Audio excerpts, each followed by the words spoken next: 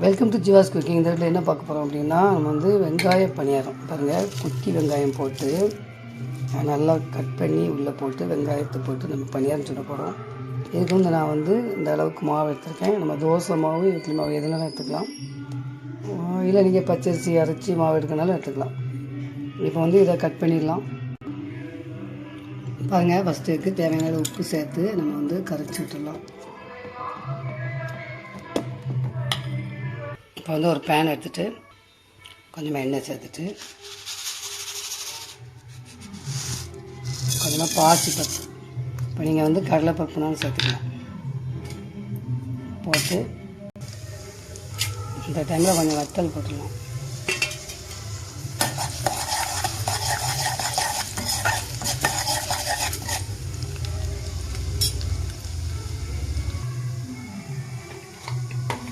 இந்த டைமில் வெங்காயம் சேர்த்துக்கலாம்.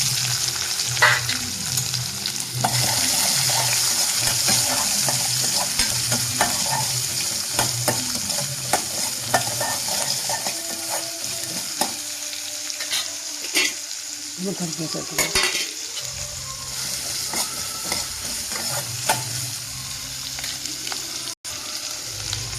தேங்காய் உப்பு சேர்த்துக்கலாம்.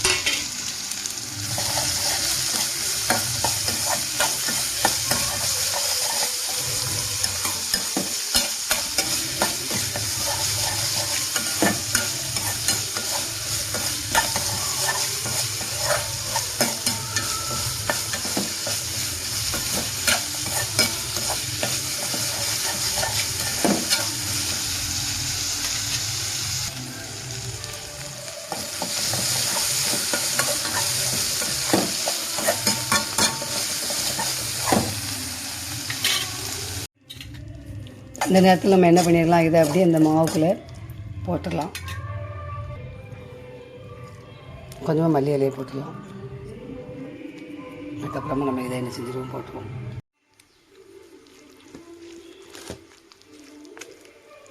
மாவு நல்லா கலக்கி எடுத்து இதை வச்சு நம்ம சுட ஆரம்பிச்சிடலாம். இப்போ வந்து இந்த மாதிரி பனியார பாத்திரத்தை எடுத்துகிட்டு இதில் கொஞ்சம் எண்ணெய் விட்டுட்டு சூடானோடனே நம்ம என்ன பண்ணலாம், அந்த மாவு ஊற்றிடலாம். இந்த மாதிரி திருப்பி போட்டு எடுக்கணும். பாருங்கள், ஒரு செட்டு எடுத்தாச்சு. இனிமேல் அடுத்த செட்டு நம்ம என்ன பண்ணலாம், மாவு ஊற்றலாம்.